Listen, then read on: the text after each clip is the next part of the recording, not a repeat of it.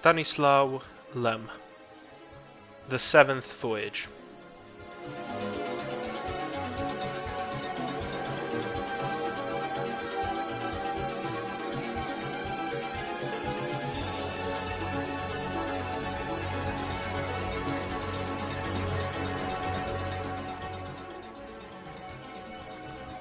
It was on a Monday, April 2nd. I was cruising in the vicinity of Betelgeuse when a meteor no larger than a lima bean pierced the hull, shattered the drive regulator, and part of the rudder, as a result of which the rocket lost all maneuverability. I put on my spacesuit, went outside, and tried to fix the mechanism, but found I couldn't possibly attach the spare rudder, which I'd had the foresight to bring along, without the help of another man. The constructors had foolishly designed the rocket in such a way that it took one person to hold the head of the bolt in place with a wrench and another to tighten the nut. I didn't realize this at first and spent several hours trying to grip the wrench with my feet while using both hands to screw on the nut at the other end. But I was getting nowhere and had already missed lunch. Then finally, just as I almost succeeded, the wrench popped out from under my feet and went flying off into space. So not only had I accomplished nothing, but lost a valuable tool. Besides, I watched helplessly as it sailed away, growing smaller and smaller against the starry sky. After a while, the wrench returned in an elongated ellipse, but though it had now become a satellite of the rocket, it never got close enough for me to retrieve it. I went back inside and, sitting down to a modest supper, considered how best to extricate myself from this stupid situation. Meanwhile, the ship flew on, straight ahead, its velocity steadily increasing, since my drive regulator, too, had been knocked out by that blasted meteor. It's true there were no heavenly bodies on course, but this headlong flight could hardly continue indefinitely. For a while I contained my anger, but then discovered when starting to wash the dinner dishes that the now overheated atomic pile had ruined my very best cut of sirloin. I'd been keeping it in the freezer for Sunday. I momentarily lost my usual level head, burst into a volley of the vilest oaths, and smashed a few plates. This did give me a certain satisfaction, but was hardly practical. In addition, the sirloin, which I threw overboard, instead of drifting off into the void, didn't seem to want to leave the rocket and revolved about it a second artificial satellite, which produced a brief eclipse of the sun every 11 minutes and 4 seconds. To calm my nerves, I calculated till evening the components of its trajectory, as well as the orbital perturbation caused by the presence of the lost wrench. I figured out that for the next 6 million years, the sirloin, rotating about the ship in a circular path, would lead the wrench, then catch up with it from behind and pass it again. Finally, exhausted by these computations, I went to bed. In the middle of the night, I had the feeling someone was shaking me by the shoulder. I opened my eyes and saw a man standing over the bed. His face was strangely familiar, though I hadn't the faintest idea who this could be. "Get up," he said, "and take the pliers. We're going out and screwing on the rudder bolts." "First of all, your manner is somewhat unceremonious, and we haven't even been introduced," I replied. "And second of all, I know for a fact that you aren't there. I'm alone on this rocket, and have been now for 2 years, en route from Earth to the constellation of the Ram. Therefore, you are a dream and nothing more." However, he continued to shake me, repeating that I should go with him at once and get the tools. "This is idiotic," I said, growing annoyed, because this dream argument could very well wake me up, and I knew from experience the difficulty I would have getting back to sleep. "Look, I'm not going anywhere. There's no point in it. A bolt tightened in a dream won't change things as they are in the sober light of day. Now kindly stop pestering me and evaporate, or leave in some other fashion, otherwise I might awake." "But you are awake, word of honor," cried the stubborn apparition. "Don't you recognize me? Look here." And saying this, he pointed to the 2 warts, big as strawberries, on his left cheek. Instinctively, I clutched my own face, for yes, I had 2 warts, exactly the same, and in that very place. Suddenly, I realized why this phantom reminded me of someone I knew. He was the spitting image of myself. "Leave me alone, for heaven's sake!" I cried out, shutting my eyes, anxious to stay asleep. "If you are me, then fine, we needn't to stand on ceremony, but it only proves you don't exist." With which I turned on my other side and pulled the covers up over my head. I could hear him saying something about utter nonsense. Then, finally, when I didn't respond, he shouted, "You'll regret this, knucklehead. And you'll find out, too late, that this was not a dream." But I didn't budge. In the morning I opened my eyes and immediately recalled that curious nocturnal episode. Sitting up in bed, I thought about what strange tricks the mind can play. For here, without a single fellow creature on board, and confronted with an emergency of the most pressing kind, I had, as it were, split myself in two in that dream fantasy to answer the needs of the situation. After breakfast, discovering that the rocket had acquired an additional chunk of acceleration during the night, I took to leafing through the ship's library, searching the textbooks for some way out of this predicament. But I didn't find a thing. So I spread my star map on the table, and in the light of the nearby Betelgeuse, obscured every so often by the orbiting sirloin, examined the area in which I was located for the seat of some cosmic civilization that might possibly come to my aid. But unfortunately, this was a complete stellar wilderness, avoided by all vessels as a region unusually dangerous, for in it lay gravitational vortices, as formidable as they were mysterious. 147 of them, in all, whose existence was explained by 6 astrophysical theories, each theory saying something different. The Cosmonautical Almanac warned of them, in view of the incalculable relativistic effects that passage through a vortex could bring about, particularly when traveling at high velocities. Yet there was little I could do.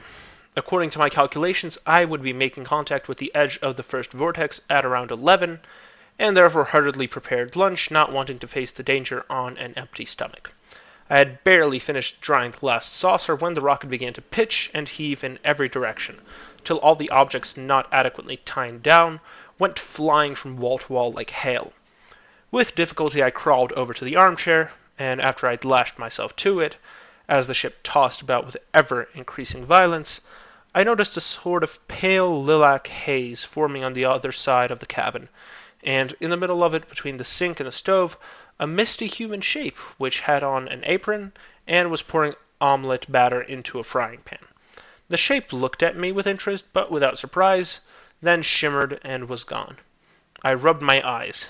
I was obviously alone, so attributed the vision to a momentary aberration. As I continued to sit in, or rather jump along with the armchair, it suddenly hit me like a dazzling revelation that this hadn't been a hallucination at all. A thick volume of the general theory of relativity came whirling past my chair, and I grabbed for it, finally catching it on the 4th pass. Turning the pages of that heavy tome wasn't easy under the circumstances. Awesome forces hurled the rocket this way and that. It reeled like a drunken thing, but at last I found the right chapter. It spoke of the manifestation of the time loop, that is, the bending of the direction of the flow of time in the presence of gravitational fields of great intensity, which phenomenon might even on occasion lead to the complete reversal of time and the duplication of the present. The vortex I had just entered was not one of the most powerful. I knew that if I could turn the ship's bow, even only a little, towards the galactic pole, it would intersect the so-called vortex gravitatis Pinkebachi, in which had been observed more than once the duplication, even triplication of the present. True, the controls were out, but I went down to the engine room and fiddled with the instrument so long that I actually managed to produce a slight deflection of the rocket towards the galactic pole. This took several hours. The results were beyond my expectations. The ship fell into the center of the vortex at around midnight. Its girders shook and groaned, until I began to fear for its safety. But it emerged from this ordeal whole, and once again was wrapped in the lifeless arms of cosmic silence, whereupon I left the engine room only to see myself sound asleep in bed. I realized at once that this was I of the previous day, that is, from Monday night. Without reflecting on the philosophical side of this rather singular event, I ran over and shook the sleeper by the shoulder, shouting for him to get up, since I had no idea how long this Monday existence would last in my Tuesday one. Therefore, it was imperative we go out and fix the rudder as quickly as possible together. But the sleeper merely opened one eye, and told me that not only was I rude, but didn't exist, being a figment of his dream and nothing more. I tugged at him in vain, losing patience, and even attempted to drag him bodily from the bed. He wouldn't budge, stubbornly repeating that it was all a dream. I began to curse, but he pointed out, logically, that bolts tightened in dreams wouldn't hold on rudders in the sober light of day. I gave him my word of honor that he was mistaken. I pleaded and swore in turn to no avail. Even the warts did not convince him. He turned his back to me and started snoring. I sat down in the armchair to collect my thoughts and take stock of the situation. I had lived through it twice now, first as that sleeper on Monday, and then as the one trying to wake him unsuccessfully on Tuesday. The Monday me hadn't believed in the reality of the duplication, while the Tuesday me already knew it to be a fact. Here was a perfectly ordinary time loop. What then should be done in order to get the rudder fixed? Since the Monday me slept on, I remembered that on that night I had slept through to the morning undisturbed. I saw the futility of any further efforts to rouse him. The map indicated a number of other large gravitational vortices up ahead. Therefore, I could count on the duplication of the present within the next few days. I decided to write myself a letter and pin it to the pillow, enabling the Monday me, when he awoke, to see for himself that the dream had been no dream. But no sooner did I sit at the table with pen and paper than something started rattling in the engine, so I hurried there and poured water on the overheated atomic pile till dawn, while the Monday me slept soundly, licking his lips from time to time, which galled me to no end. Hungry and bleary-eyed, for I hadn't slept a wink, I set about making breakfast, and was just wiping the dishes when the rocket fell into the next gravitational vortex.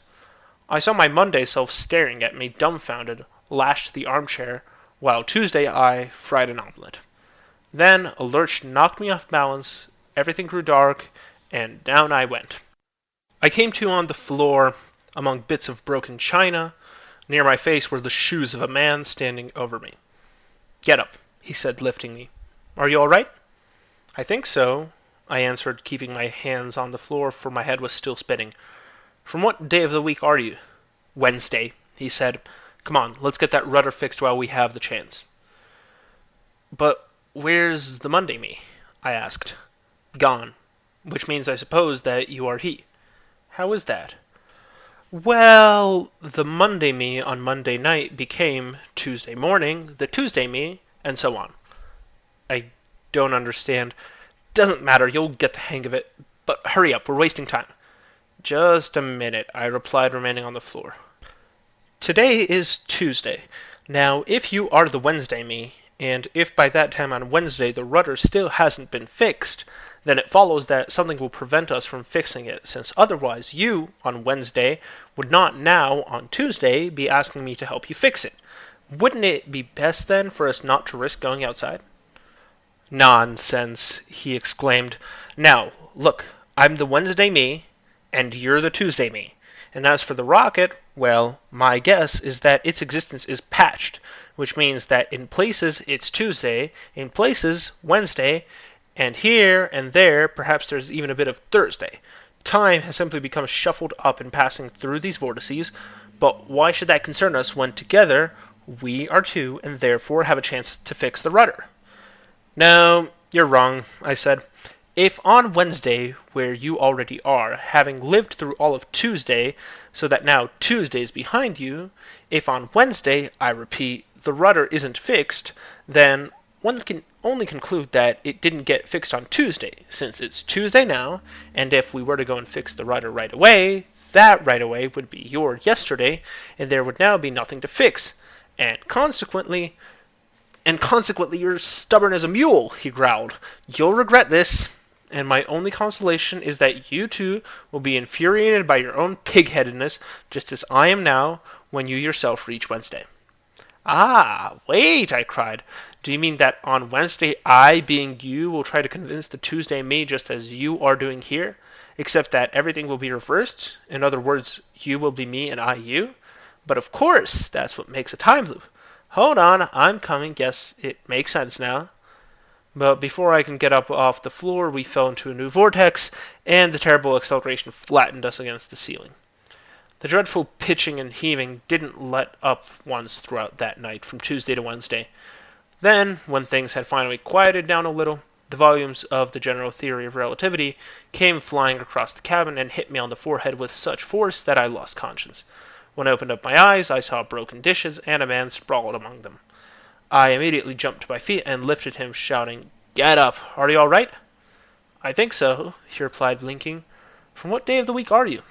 "Wednesday," I said. "Come on, let's get that rudder fixed while we have the chance." "But where's the Monday me?" he asked, sitting up. He had a black eye. "Gone," I said, "which means that you are he." "How is that?" "Well, the Monday me on Monday night became Tuesday morning, the Tuesday me, and so on." "I don't understand." "Doesn't matter, you'll get the hang of it. But hurry up, we're wasting time." Saying this, I was already looking around for the tools. "Just a minute," he drawled out, not budging an inch. "Today is Tuesday. Now if you are the Wednesday me, and if by that time on Wednesday the rudder still hasn't been fixed, then it follows that something will prevent us from fixing it, since otherwise you, on Wednesday, would not be asking me now, on Tuesday, to help you fix it. Wouldn't it be best then for us not to risk going outside?" "Nonsense!" I yelled, losing my temper. "Look, I'm the Wednesday me. You're the Tuesday me." And so we quarreled in opposite roles, during which he did, in fact, drive me into a positive fury, for he persistently refused to help me fix the rudder, and it did no good calling him a pighead and a stubborn mule. And when at last I managed to convince him, we plunged into the next gravitational vortex. I was in a cold sweat, for the thought occurred to me that we might now go around and around in this time loop, repeating ourselves for all eternity. But luckily that didn't happen. By the time the acceleration had slackened enough for me to stand, I was alone once more in the cabin. Apparently, the localized existence of Tuesday, which until now has persisted in the vicinity of the sink, had vanished, becoming a part of the irretrievable past. I rushed over to the map to find some nice vortex into which I can send the rocket, so as to bring about still another warp of time, and in that way obtain a helping hand. There was in fact one vortex, quite promising too, and by manipulating the engines with great difficulty, I aimed the rocket to intersect it at the very center. True, the configuration of that vortex was, according to the map, rather unusual.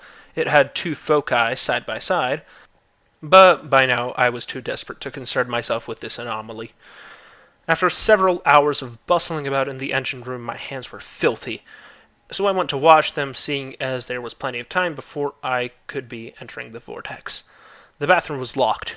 From inside came the sounds of someone gargling. "Who is there?" I hollered, taken aback. "Me," replied a voice. "Which me is that?" "Ijon Tichy." "From what day?" "Friday." "What do you want?" "I wanted to wash my hands," I said mechanically, thinking meanwhile with the greatest intensity. It was Wednesday evening, and he came from Friday. Therefore, the gravitational vortex into which the ship was to fall would bend time from Friday to Wednesday, but as for what then would take place within the vortex, that I could in no way picture. Particularly intriguing was the question of where Thursday might be. So, in the meantime, that Friday me still wasn't letting me into the bathroom, taking his sweet time, though I pounded on the door insistently. "Stop that gargling," I roared out of patience. "Every second is precious. Come out at once. We have to fix the rudder." "For that you don't need me," he said phlegmatically from behind the door. "The Thursday me must be around here somewhere. Go with him." "What Thursday me? That's not possible."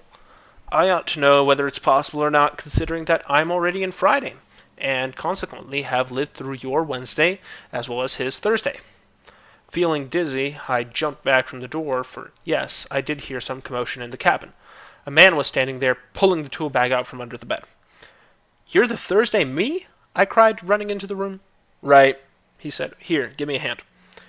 "Will we be able to fix the rudder this time?" I asked as together we pulled out the heavy satchel. "I don't know. It wasn't fixed on Thursday. Ask the Friday me." That hadn't crossed my mind.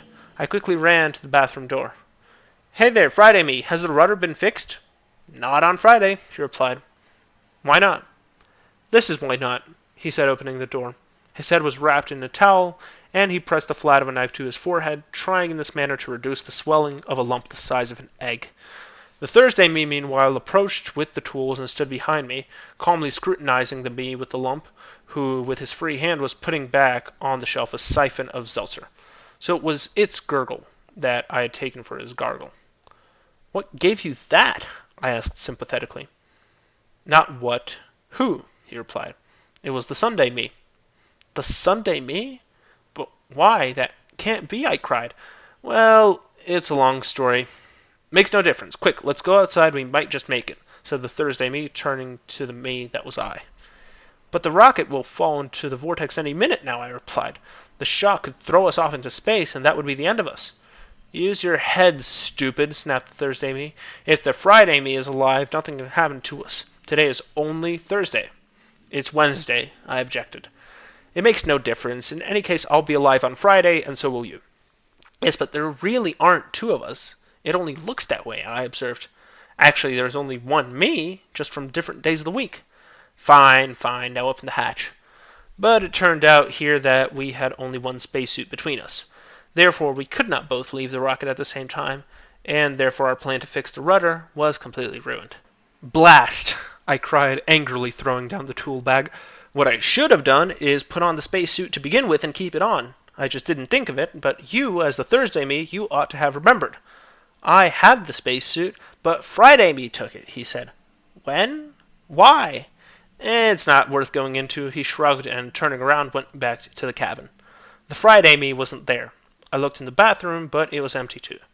Where's the Friday me? I asked, returning. The Thursday me methodically cracked an egg with a knife and poured its contents onto the sizzling fat.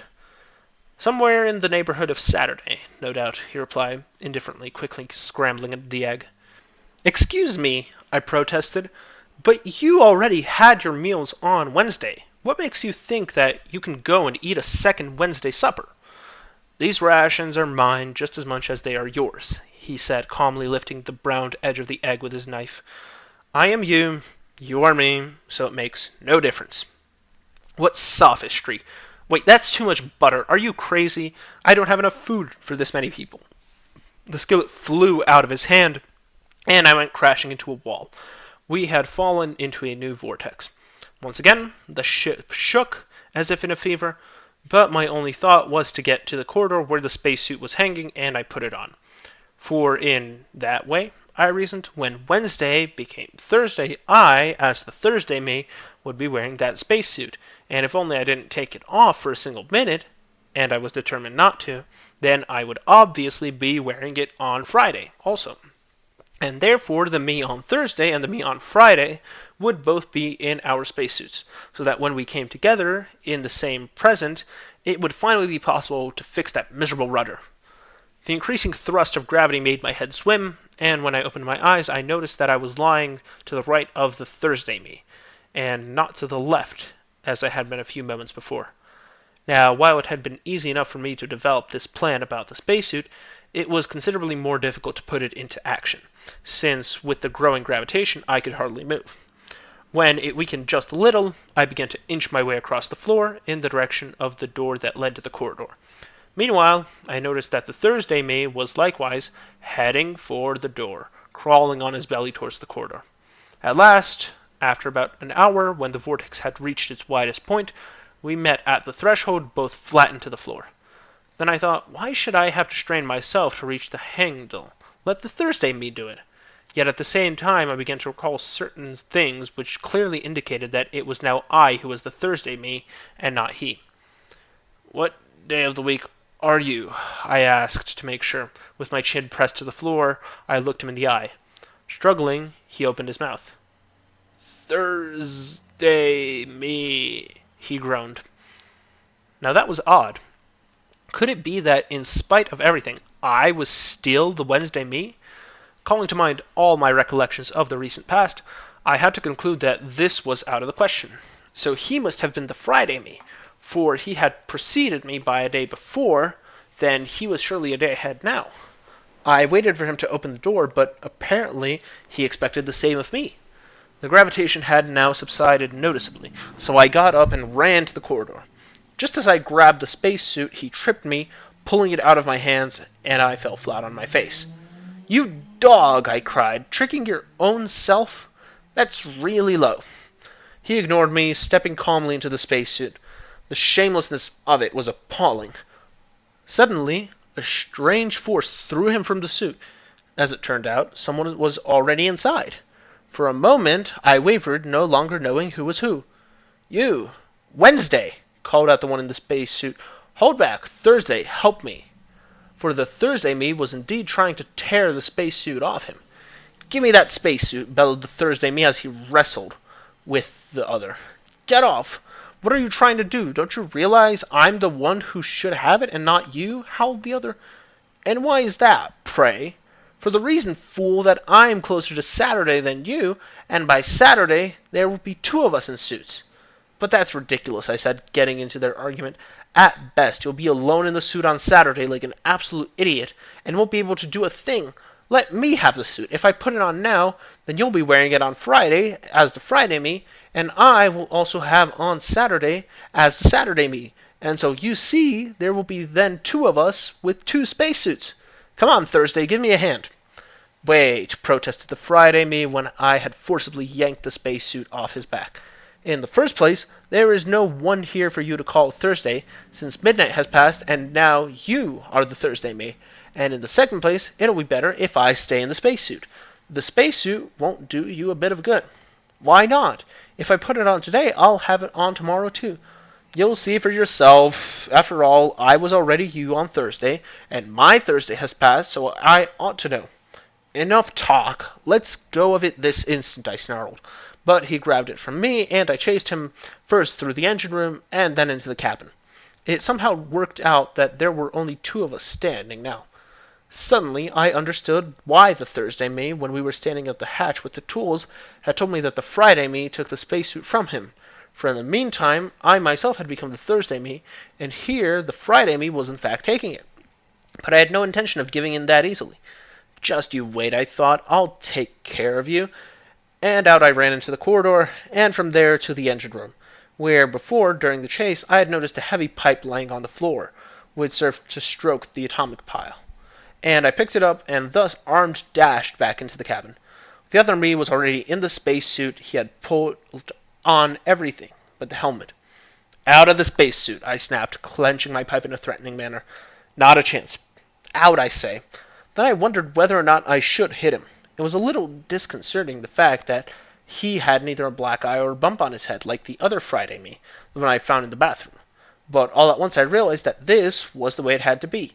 That Friday me was by now the Saturday me, yes, and perhaps even was knocking about somewhere in the vicinity of Sunday, while this Friday me inside the spacesuit had only recently been the Thursday me, into which the same Thursday me I myself had been transformed at midnight. Thus I would be moving along the sloping curve of the time loop towards that place in which the Friday me before the beating would change into the Friday me already beaten. Still, he did say back then that it had been the Sunday me who did it, and there was no trace as yet of him. We stood alone in the cabin, he and I. Then suddenly I had a brainstorm. "Out of that spacesuit," I growled. "Keep off, Thursday," he yelled.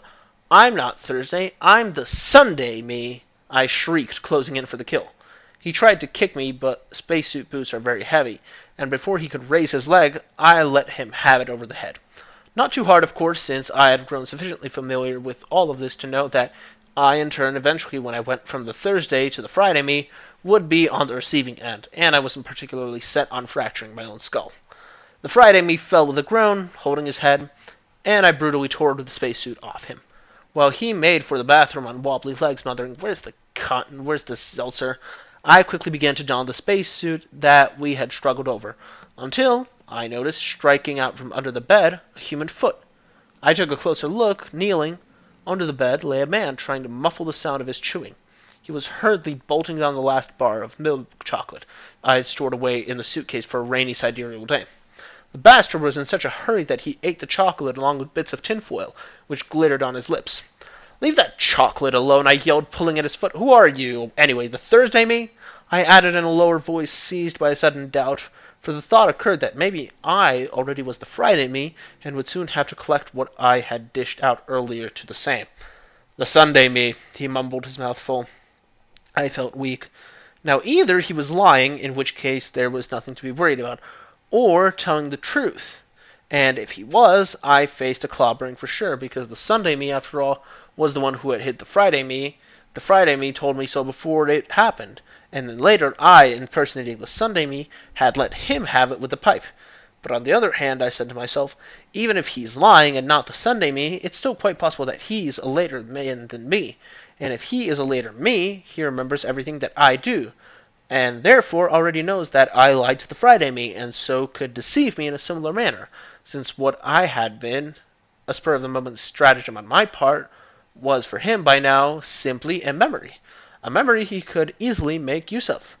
Meanwhile, as I remained in uncertainty, he had eaten the rest of the chocolate and crawled out from under the bed.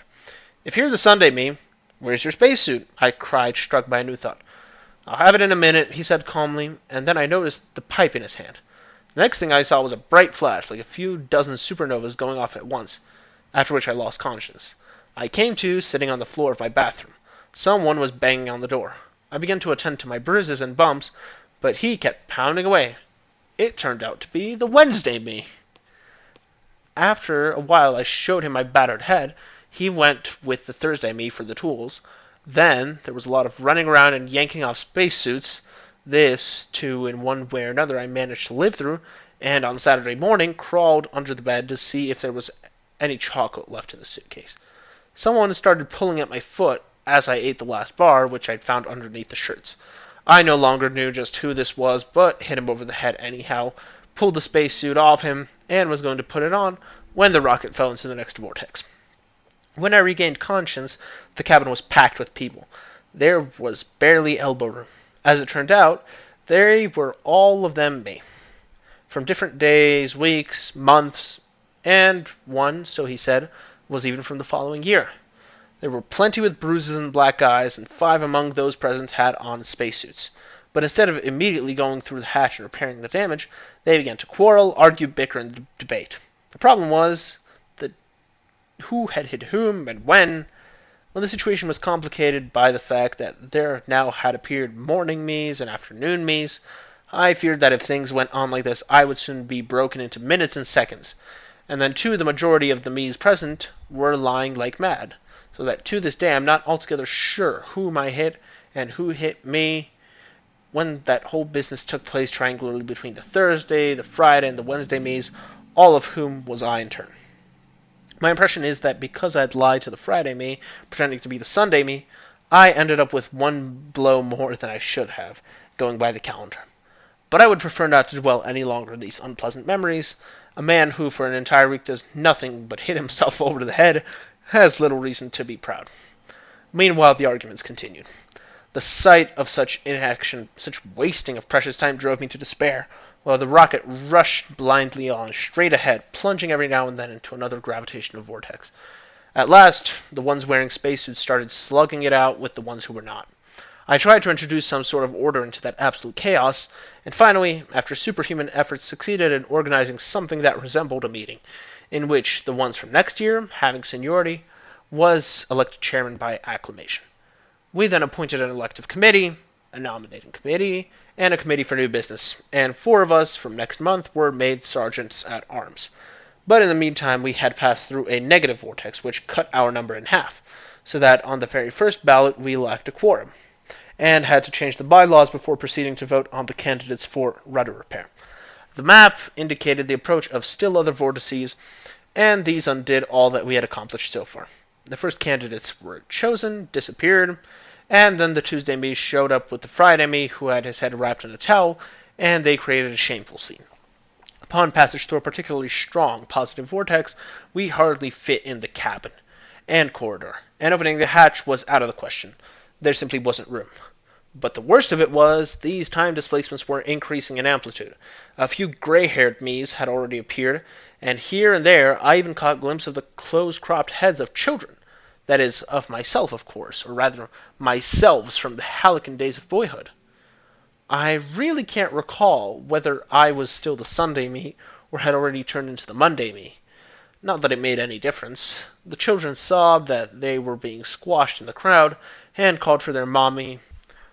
The chairman, the Tichy from next year, let out a string of curses because the Wednesday me, who had crawled under the bed in a futile search for chocolate, bit him in the leg when he accidentally stepped on the ladder's finger. I saw that all this would end badly, particularly now as here and there gray beards were turning up.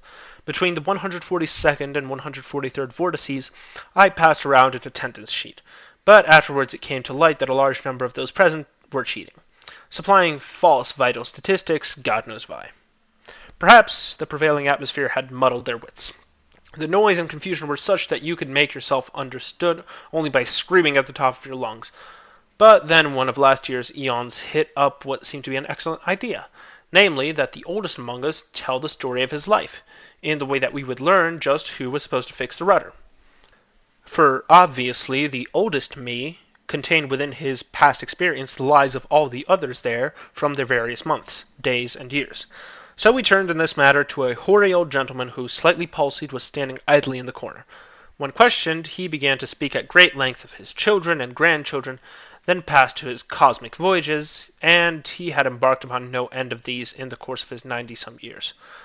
Of the one now taking place, the only one of interest to us, the old man had no recollection whatsoever. Owing to his generally sclerotic and overexcited condition, however, he was far too proud to admit this, and went on to evasively, obstinately, time again returning to his high connections, decorations, and grandchildren, till finally we shouted him down and ordered him to hold his tongue. The next two vortices cruelly thinned our ranks. After the third, not only was there more room, but all of those in spacesuits had disappeared as well. One empty suit remained. We voted to hang it up on in the corridor, then went back to our deliberations. Then, following another scuffle for the possession of that precious garment, a new vortex came along, and suddenly the place was deserted. I was sitting on the floor, puffy-eyed, in my strangely spacious cabin, surrounded by broken furniture, strips of clothing, ripped-up books. The floor was strewn with ballots.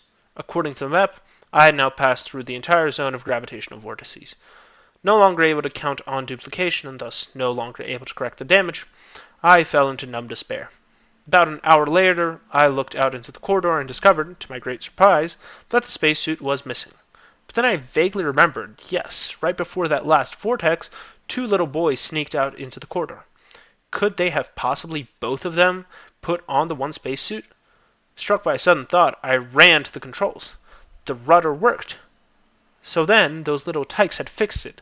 After all, while we adults were struck in endless disagreements, I imagined that one of them placed his arms in the sleeves of the suit and the other in the pants. That way, they could have tightened the nut and bolt with wrenches at the same time, working on each side of the rudder. The empty space suit I found in the airlock behind the hatch.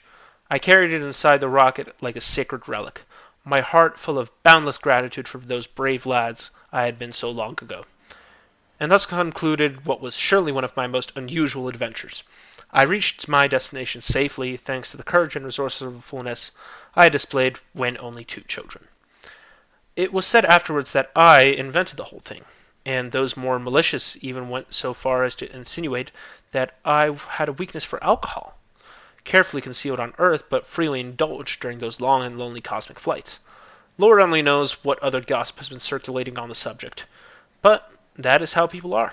They'll willingly give credence to the most far-fetched drivel, but not to the simple truth, which is precisely what I have presented here.